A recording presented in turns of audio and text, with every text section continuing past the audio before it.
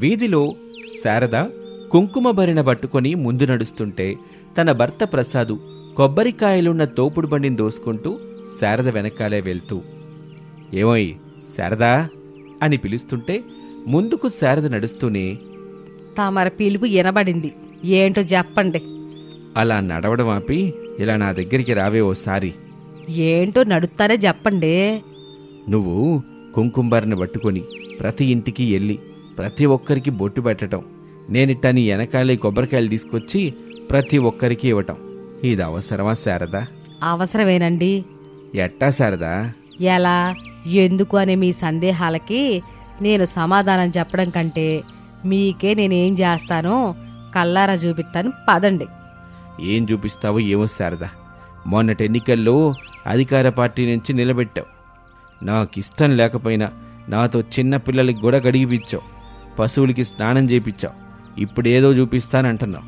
ఏమిటో శారదా, ఇదంతా నాకేం అర్థం కావటంలా. నేను చెప్పినట్టు చెయ్యండి ముందు, అప్పుడు అంతా మీకే అర్థమయ్యిద్ది. మొన్న ఓట్ల కోసం వెళ్ళినప్పుడు చేశాను కదా శారదా, మళ్ళీ ఇప్పుడేం చెయ్యాలి?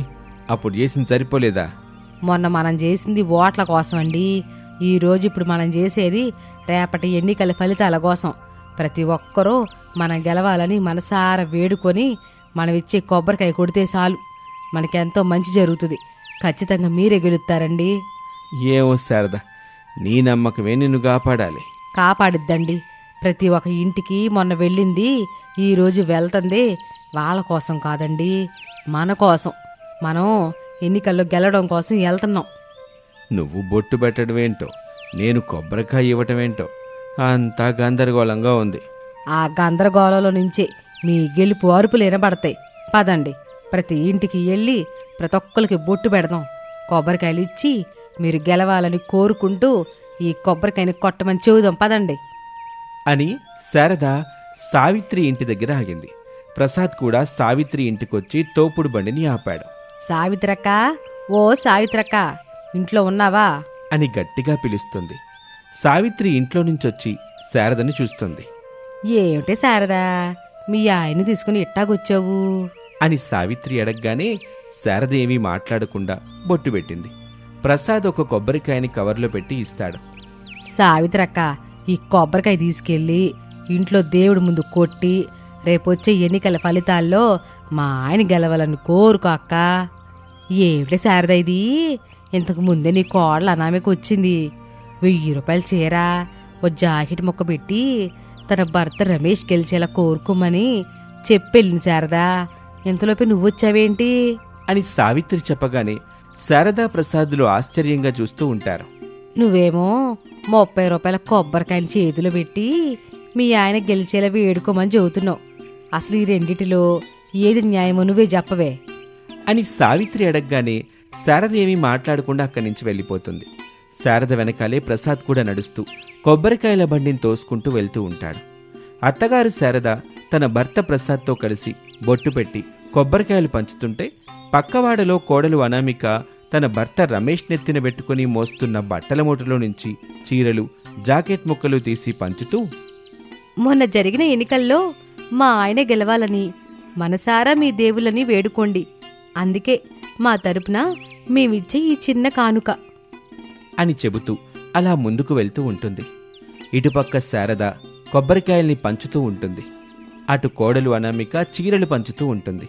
కొంత సమయం తర్వాత అత్తాకోడళ్ళు, తండ్రి కొడుకులు సుజాత ఇంటి దగ్గర కలుసుకున్నారు. తన ఇంటికొచ్చిన అత్తాకోడళ్ళు శారద అనామికలని, తండ్రి కొడుకులు ప్రసాదు రమేష్లని చూస్తుంది. వాళ్ళు తీసుకొచ్చిన వాటిని చూస్తుంది. ఏమిటి అందరూ కలిసి నా ఇంటికొచ్చారు? యావే సుజాత, నువ్వు మొన్న ఓటు ఎవరికేసావే? నువ్వేం చెప్పాలనుకున్నా బాగా ఆలోచించుకొని చెప్పు సుజాత పిన్ని అని అనామిక అనగానే సుజాత కంగారు పడింది. బిక్కముఖంతో తనలో తాను, వాము, ఒక పక్క శారదానే మొసలి, మరో పక్క అనామిక అనే యంగ్ టైగర్ పిల్ల. శారద ఉదయంతో అన్నయ్యకే వేసాను వదిన అని చెప్తే అనామిక పులిలాగా నా మీద విరుచుకు పడుతుంది. అదే అనామికను చూస్తూ అల్లుడు గారికి వేసానని చెప్తే శారద మొసలికి కోపం వస్తుంది. డైరెక్ట్గా నా పీక పట్టుకుంటుంది. ఇక్కడే నేను సమయస్ఫూర్తిని పాటించాలి. అప్పుడే దేవికి బలి కాకుండా ఉంటాను. ప్రాణాలతో ఉంటాను అని అనుకుంటూ ఉండగా శారద కొంచెం గట్టిగా, చెప్పవేంటే సుజాత, నువ్వు మన ఓటు ఎవరికేసావని అడుగుతుంటే ఏం చెప్పకుండా అట్టా ఉంటావేంటి? చెప్పు పిన్ని, నువ్వు ఓటు ఎవరికి వేశావు? అది దైవ రహస్యం. ఇంతకీ మీరొచ్చిన విషయం ఏం చెప్పలేదు అని సుజాత అడగగానే అత్తగారు శారద కొబ్బరికాయను సుజాత చేతిలో పెడుతుంది. ఈ కొబ్బరికాయని తీసుకెళ్ళి మీ ఇంట్లో దేవుడి దగ్గర కొట్టి మీ అన్నయ్య ప్రసాదే గెలవాలని కోరుకో సుజాత. అదే నోటితో మా ఆయన కూడా గెలవాలని కోరుకో పిన్ని. నీకు ఈ పట్టు చీరతో పాటు మరొక పట్టు చీర కూడా ఇస్తాను అని అనామిక అంటుంది. శారద ఏమైనా తక్కువ తినిందా? శారద మరో మాట అంటుంది, అనామిక ఇంకో మాట. అలా అత్తాకోడళ్ళు పోటాపోటీగా సుజాత మీద వరాలు కురిపిస్తూ ఉంటారు. అలా అత్తాకోడలికి ఆ రోజంతా గడిచిపోతుంది. ఇక ఆ రోజు రాత్రి ఎవరింట్లో వాళ్ళుంటారు. రమేష్ ఆలోచనగా ఉండటం చూసిన అనామిక ఇలా అంటుంది, ఏమండి, ఏంటండి దీర్ఘంగా ఆలోచన చేస్తున్నారు? రేపు ఎన్నికల ఫలితాలు వస్తాయి కదా, మా నాన్న గెలవాలనుకుంటున్నాను. అదేంటండి, మావే గనక గెలిస్తే అత్తయ్య కూడా గెలిచినట్టే. నన్ను అప్పుడు హేళన చేస్తుంది కదా. అనామిక, మా అమ్మ పెద్దావిడ, పైగా నీకు అత్తగారు. ఒక మాట అన్నప్పుడు ఓర్చుకోవాలి, ఒక దెబ్బ కొట్టినప్పుడు తట్టుకోవాలి. అంతేకాని ఇలా సాధింపు మాత్రం ఉండకూడదు అనామిక అని రమేష్ అనగానే అనామిక మౌనంగా అక్కడి నుంచి వెళ్ళిపోయింది. శారద ఇంట్లో బెడ్ మీద ప్రసాద్ కూర్చుని ఉన్నాడు. యావండి, రేపొచ్చే ఫలితాల గురించి మీకు కంగారుగా ఉందా? టెన్షన్ పడతా ఉన్నారేంటి? కంగారుగా ఏమి లేదులే శారదా, కొడుకు గెలిస్తే బాగుంటుంది. అందుకు నేనట్టా ఒప్పుకుంటానండి. కొడుకు గనక గెలిస్తే అప్పుడు కోడలు కూడా గెలిచినట్టే. అప్పుడు కోడలకి ఇంకా అహంకారం పెరిగిపోద్ది. ఇప్పుడు ఒకే ఊరు వేరువేరు ఇల్లు అయ్యాయి, అప్పుడేమో వేరువేరు ఊర్లు కూడా అవుతాయి. అదంతా నాకు తెలియదు శారదా. కొడుకేమో యువకుడు, మంచి చెడుల గురించి ఆలోచన అవగాహన ఉన్నోడు. కొడుకు గెలిస్తే ఆ నియోజకవర్గానికి మంచి జరుగుద్ది అని చెప్పగానే శారద మౌనంగా బెడ్ మీద పడుకుంటుంది. మరుసటి రోజు ఎన్నికల ఫలితాలొచ్చే రోజు అత్తగారు శారద కౌంటింగ్ హాల్ దగ్గరికి కొబ్బరికాయలున్న తోపుడు బండిని తీసుకుని వచ్చింది. ఇక కోడలు అనామిక ఒక గంప నిండుగా అరటిపళ్ళు పట్టుకొచ్చింది. బాగా వినపడాలని పోలుకు కట్టిన మైక్ దగ్గర అత్తాకోడళ్ళు తమ భర్తలతో నిలబడతారు. మొదటి రౌండ్ పూర్తయ్యేసరికి అధికార పార్టీ అభ్యర్థి ప్రసాద్ లీడింగ్లో ఉన్నారు అని చెప్పగానే శారద సంతోషపడుతూ చప్పట్లు కొడుతుంది. మీరు గెలుస్తారని నేను చెప్పాను కదా, చూసారా, మీరే లీడ్లో ఉన్నారు అంటూ కోడలు అనామికని చూసింది. అనామిక అదోలా చూస్తూ ఉంటుంది. ఎవ్వరి దిష్టి మీకు తగలకుండా దిష్టి అంతా పోవాలండి అంటూ తన భర్త ప్రసాద్కి దిష్టి తీస్తుంది శారద. అనామిక కోపంగా శారదని చూస్తుంది. సెకండ్ రౌండ్ ముగిసేసరికి రూరల్ పార్టీ అభ్యర్థి రమేష్ లీడింగ్లో ఉన్నాడు అని చెప్పగానే అనామిక సంతోషపడుతుంది. ఈసారి తను తీసుకొచ్చిన అరటిపళ్ళని అందరికీ పంచుతుంది. అది చూసి శారద ముఖం తిప్పుకుంటుంది. మూడవ రౌండ్ ముగిసేసరికి ప్రసాద్ రమేష్ కంటే లీడింగ్లో ఉన్నారు అని చెప్పగానే ఈసారి శారద తను తీసుకొచ్చిన కొబ్బరికాయల్ని కింద కొడుతూ ఉంటుంది. అలా అత్తాకోడలు కొట్టుకుంటూ తమ భర్తల గెలుపు కోసం వేడుకుంటూ ఉంటారు. దేవుడా, ఓ మంచి దేవుడా, ఎన్నికల్లో మా కొడుకు గెలిపిస్తే నా కోడలు గుండు కొట్టిస్తాను దేవుడా అని శారద వేడుకుంటుంది. అంతే, అనామిక తుమ్ముతుంది. అత్తగారు శారద నవ్వుతూ ఉంటుంది. ఎలాగైనా మా ఆయనే గెలిచేలా చూడు తండ్రి. మా ఆయన గెలిస్తే మా అత్తయ్య తలనీలాలిస్తారు అని చెప్పి అనామిక వేడుకుంటుంది. కొంత సమయం తర్వాత తండ్రి కొడుకులు గెలిచినట్టు ప్రసాద్ గారు గెలిచారు, అలాగే రమేష్ గారు కూడా గెలిచారు, వాళ్ళిద్దరికీ అభినందనలు అని చెప్పి ఆఫ్ అవుతుంది మైక్ అనౌన్స్మెంట్. ఇక పోల్ దగ్గర ఉన్న అత్తాకోడలకి అప్పుడు ఎన్నికల్లో తండ్రి కొడుకులు వేరువేరు చోట్లలో పోటీ చేసిన విషయం గుర్తుకొస్తుంది. ఇదేంటే కోళ్ళ, మనం ఎంత చిన్న విషయాన్ని ఎట్టా మర్చిపోయాం? నాకు కూడా ఈ విషయం అర్థం కావడం లేదు అత్తయ్య. మొత్తం మీద ఆయన కొడుకిద్దరు గెలిచారు. మనకు కావాల్సింది ఇదే కోళ్ళ, అంతే కదా అత్తయ్య? ఇప్పుడు నాకు చాలా సంతోషంగా ఉంది, ఇద్దరు గెలిచారు అని అనామిక తీసుకొచ్చిన అరటిపళ్ళని అందరికీ పంచుతుంది. తమ భర్తలు గెలిచినందుకు అత్తాకోడళ్ళు సంతోషపడుతూ ఇంటికి వెళ్తారు. ఇంటి బయటున్న దండెం మీద అనామిక బట్టలు వేస్తూ ఉంటుంది. అప్పుడే రాధిక 2 కుండలు పట్టుకుని అక్కడికొచ్చింది. ఇదేమిటే రాధిక, ఇప్పుడు ఏకంగా 2 కుండలు పట్టుకొని వచ్చావు? నీళ్ళ కోసమేనా? అవునే, నీళ్ళ కోసమే. గంట నుంచి చూస్తున్నాను, నీళ్లు తీసుకెళ్తూనే ఉన్నావు. అసలు ఈ నీళ్ళన్నిటిని నువ్వేం చేస్తున్నావే? ఇద్దరు పిల్లలున్న నీకు పెళ్ళై ఏడాదైనా నా బాధ ఏం తెలుస్తుంది? చెప్పవే. నువ్వు చెప్తే కదా నాకు తెలుస్తుంది. నువ్వు చెప్పకపోతే నాకేం తెలుస్తుంది? ఉంది నువ్వు, మీ ఆయన, మీ అత్త మామయ్య ఎలాగో పెద్దవాడి దగ్గర ఉంటున్నారు. ఇంతలా నీళ్లు తీసుకెళ్ళి ఎక్కువ ధరకు అమ్ముకుంటున్నావా ఏంటి? చాలే జోకులు. ఇప్పుడు మనం ఎక్కడున్నామో నీకు అర్థమవుతుందా? మా ఇంటి బయట నేను బట్టలతో ఉన్నాను, నువ్వు కుండలతో ఉన్నావు. అబ్బబ్బబ్బా, నా ఉద్దేశం అది కాదే. ఇప్పుడు మనం ఏ కాలంలో ఉన్నామని. ఇంకే కాలం? ఎండాకాలం కదా. ఈ ఎండకు ఎంతలా కడిగినా ముఖం నల్లబడుతుంది, పెదాలు వాడిపోతున్నాయి, కళ్ళు మండిపోతున్నాయి అని రాధిక ఇంకా ఏదో చెప్పబోతూ ఉండగా మాట మధ్యలో అనామిక కల్పించుకుంటుంది. ఎండకి ముఖం నల్లబడుతుందని, కళ్ళు మండిపోతున్నాయని, పెదాలు వాడిపోతున్నాయని గంటకి స్నానం చేస్తున్నావా ఏంటే? అవునే అనామిక, సమ్మర్ లోషన్స్ ఏవో ఉంటాయి కదా, వాటిని కొనుక్కొని రాసుకోవచ్చు కదా. నీకున్న ప్రతి ప్రాబ్లం తీరిపోతుందిగా. ఎంత రాసుకున్నా తడారిపోతున్నాయే. అప్పుడేం చేయాలి? ఏదైనా బ్యూటీ పార్లర్కి వెళ్ళి నీ సమస్యని చెప్పుకొని అందుకు తగిన విధంగా చేయించుకోవాలి కదా. బ్యూటీ పార్లరా? వామో, అంతేసి డబ్బులు నేను ఎక్కడి నుండి తీసుకురావాలే? మా ఆయన చేసే క్లర్క్ జాబ్కి వచ్చేదే అంతంత మాత్రం. అవన్నీ తీసుకొచ్చి బ్యూటీ పార్లర్కి పెడితే ఇంకా మేమేలా బ్రతకాలి? పుట్టబోయే పిల్లల కోసం పొదుపు ఎలా చేయాలి? ₹1,00,000 చిట్టికి కట్టాల్సిన డబ్బులు నేను ఎక్కడి నుండి తీసుకురావాలి? అందుకని మా బావిలో ఉన్న నీళ్ళన్నిటినీ ఖాళీ చేద్దామని ఫిక్స్ అయిపోయావా ఏంటి? అలా కాదులేవే. నువ్వన్నట్టు ఏదైనా బ్యూటీ పార్లర్లో తక్కువ డబ్బులకి ఎవరైనా మేకప్ చేసేవాళ్ళు ఉంటే బాగుండు. ఖచ్చితంగా మేకప్ చేసుకునేదాన్ని అని చెప్పి నవ్వుకుంటూ అక్కడి నుంచి రాధిక వెళ్ళిపోతుంది. అనామిక ఇంట్లోకొచ్చింది. ఇంట్లో ఉన్న శారద కోపంగా అనామికాని చూస్తూ ఉంటుంది. అనామిక అత్తగారు శారద చూపుని అర్థం చేసుకుని తలదించుకుంటుంది. ఆ రాధికతో అంతలా ఏం మాట్లాడుతున్నావే? ఏం లేదత్తయ్య, కుండ మీద కుండ అంటూ నీళ్లు చాలా తీసుకెళ్తుంది కదా, ఎందుకని అడుగుతున్నాను అంతే. తీసుకెళ్ళిన నీళ్ళని నమ్ముకుంటుంది, లేదంటే స్నానం చేసుకుంటుంది. అది కాకపోతే ఇంట్లో స్విమ్మింగ్ పూల్ కట్టుకుని ఈత కొడుతుంది. అవన్నీ మనకెందుకు అనామిక? చెప్పు. తప్పైపోయింది అత్తయ్య, ఇంకెప్పుడు రాధికని నీళ్ళ గురించి మాత్రం అడగను. ఇంట్లో నీకు పని తక్కువ ఉంది కాబట్టేగా ఎట్టా నువ్వు తీరిగ్గా మాట్లాడుతున్నావు. బయట పని ఇంటి పని చేస్తే అప్పుడు తెలిసిద్ది నీకు. అన్నం కూర వండడం, 2-3 గిన్నెలు తోమడం, 4-5 బట్టలు పెట్టడం, నేను ఇంట్లో లేనప్పుడు టీవీ సీరియల్ చూడడం, ఇదేగా నువ్వు చేసే మహా గొప్ప పని. అవునత్తయ్య అని అనామిక అనగానే శారదకి ఇంకా చాలా కోపం వచ్చేసింది.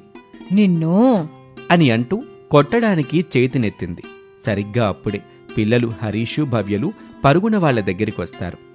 నానమ్మా అని పిలవగానే శారద నవ్వుతూ చేతిని దించేస్తుంది. నానమ్మ, బయట ఆడుకొని అలసిపోయాం, స్నానం చేపించి అన్నం తినిపించు. నేను పని మీద బజార్కి వెళ్ళే పనుంది మానవరాలా. ఇప్పుడు నీకు మీ మమ్మీ స్నానం చేపిస్తుందే, అన్నం తినిపిస్తుందిలే. లేదు లేదు, నాకైతే స్నానం నువ్వే చేయించాలి నానమ్మా. అది కాదు తల్లి, నేను చెప్పేది ఒకసారి వినవే. నువ్వెన్ని చెప్పినా నేను వినను నానమ్మా. నాకైతే స్నానం నువ్వే చేయించాలి, అన్నం కూడా నువ్వే తినిపించాలి, కథలు కూడా నువ్వే చెప్పాలి అని భవ్య మారం చేస్తుంది. అది చూసి అనామిక తనలో తాను, ఇక్కడి నుంచి మనం వెళ్ళిపోవడం మంచిది. పిల్లలో మీ అమ్మ వెళ్ళిపోతుందే, మీరు కూడా వెళ్ళండి, స్నానం చేపిత్తదే అని శారద ఎంత చెప్పినా హరీషు, భవ్య వినిపించుకోరు. ఇక చేసేదేమీ లేక పిల్లల్ని తీసుకుని పెరట్లో ఉన్న బావి వైపు వెళ్తుంది. ఇక ఆ రోజు రాత్రి బెడ్రూంలో రమేష్ వచ్చాడు. కిటికీ దగ్గర నిలబడి బయటకు చూస్తున్న అనామిక కనబడింది. అనామిక, మళ్ళీ అమ్మేదైనా అందా? అత్తయ్య అనలేదంటే సంతోషపడాలి, కానీ అంటే బాధెందుకు చెప్పండి? నీ మాటల్లోనే తెలిసిపోతుంది. ఏమైంది అనామిక? కోడలు ఇంట్లో ఎంత పని చేసినా అత్తల కంటికి ఎందుకు కనపడదో ఏమో. వాళ్ళ కంటికి తినడం, పడుకోవడం, టీవీ చూడడం లాంటివే కనిపిస్తాయి. వంట చేయడం, బాక్సులు కట్టడం, బట్టలు వాష్ చేయడం, గిన్నెలు తోమడం, ఇలా చెప్పుకుంటూ పోతే చాలా పెద్ద పనుల లిస్టే తయారవుతుంది. ఈ తలనొప్పి రోజు ఉండేదే కదాను. బయటికి ఏదైనా పని చేసి సంపాదించమని అత్తయ్య ఎప్పటి నుంచో అంటుందని మీతో నేను చెబుతూనే ఉన్నాను కదా. అవుననమిక, కానీ ఏం పని చేస్తావు?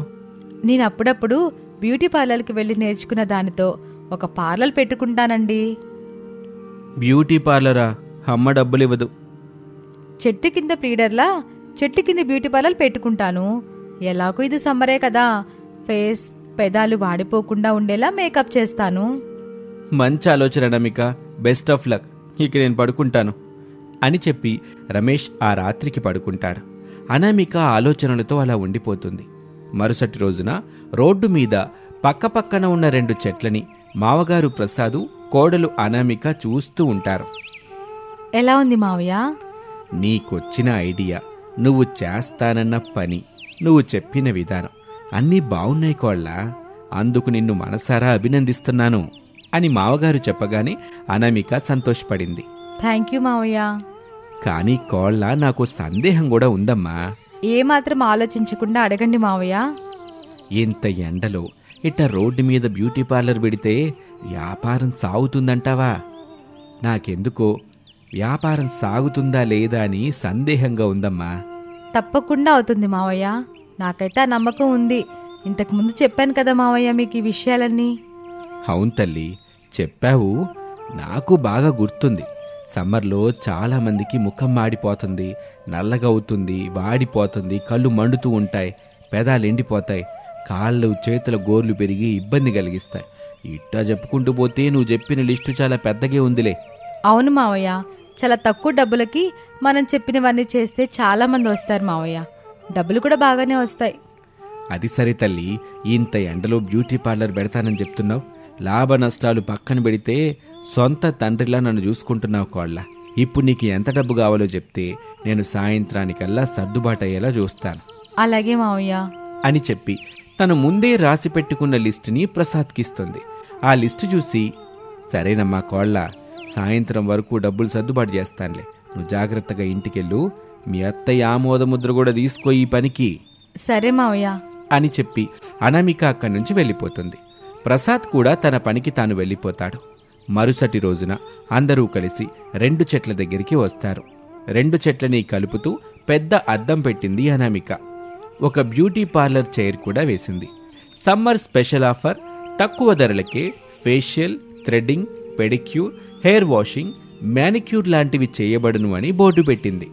శారద పూజ చేసి కొబ్బరికాయ కొట్టింది. చూడుకోళ్ళ, అత్తా కోడళ్ళ మాటలు, గొడవలు, అల్లర్లు ప్రతి ఇంట్లో ఉన్నట్టే మన ఇంట్లో కూడా ఉన్నాయి, ఉంటాయి కూడా. అవి వేరు, చిన్నదో పెద్దదో ఒక వ్యాపారంలో పెట్టుకున్నావు, బాగా చేసుకో. డబ్బుల విషయంలో మాత్రం కరెక్ట్గా ఉండు, అరువు మాత్రం పెట్టబాక. అలాగే అత్తయ్య, ముందుగా మీరే బోని చేయండి అని చెప్పగానే శారద కుర్చీలో కూర్చుంటుంది. ఇప్పుడు మిమ్మల్ని ఎలా తయారు చేయమంటారు అత్తయ్య? నన్ను గనక మీ మావే చూడగానే పడిపోవాలంతే. ఓహో, ఇక నుంచి రాత్రి కాకుండా పగలు కూడా పడిపోవాలన్నమాట అని ప్రసాద్ పకపకా నవ్వుతాడు. శారద ప్రసాద్ వైపు కోపంగా చూస్తూ ఉంటుంది. అనామిక శారదకి సమ్మర్ లోషన్ రాస్తుంది. అయ్యాక శారద దగ్గర డబ్బులు తీసుకుంటుంది. అనామిక సంతోషపడుతుంది. అక్కడి నుంచి శారదతో కలిసి అందరూ ఇంటికి వెళ్ళిపోతారు. అనామిక చెట్టు కింద పెట్టిన బ్యూటీ పార్లర్ని రాధిక చూస్తుంది. పట్టరాని సంతోషంతో అనామిక దగ్గరికి వెళ్ళి అక్కడ కుర్చీలో కూర్చుంటుంది. అప్పుడు అనామిక తన స్నేహితురాలు రాధికతో ఇలా అంటుంది. రాధిక, సంతోషపడుతూ బాగానే కూర్చున్నావు, కానీ డబ్బులు మాత్రం ఇవ్వాలి. నువ్వు చెప్పినవి చెయ్యన్నమిక, నీకు ఖచ్చితంగా డబ్బులు ఇచ్చే వెళ్తాను. నేను నిన్నమ్మను, కావాలంటే చూడు, నా దగ్గర డబ్బులున్నాయి అని చెప్పి రాధిక తన దగ్గర ఉన్న డబ్బుల్ని అనామికకి చూపిస్తుంది. అప్పుడు అనామిక రాధిక కోరుకున్నట్టుగానే facial, threading, pedicure, hair wash, manicure లాంటి సర్వీసులన్నీ ఆ చెట్టు కింద తాను పెట్టిన బ్యూటీ పార్లర్లోనే చేస్తుంది. అలా అనామిక డబ్బులు సంపాదిస్తూ ఇంటి పని, వంట పని చేసుకుంటూ అత్తగారు శారద మెప్పుని కూడా పొందుతుంది. ఇంట్లో ఖాళీగా ఉండటం ఇష్టం లేని ఎంతోమంది గృహిణులు అనామికాని ఇన్స్పిరేషన్గా తీసుకొని తాము చెయ్యాలనుకుంటున్న పనిని, చెయ్యాలనుకుంటున్న ఆలోచనల్ని ఇంట్లో వాళ్ళకి చెప్పి వాళ్ళ సమ్మతితో ఒక్కడుగు ధైర్యంగా ముందుకేసి తమ ఆలోచనల్ని కార్యరూపం దాల్చేలా చేస్తే ఖచ్చితంగా ప్రతి ఒక్కరూ విజయవంతమవుతారు.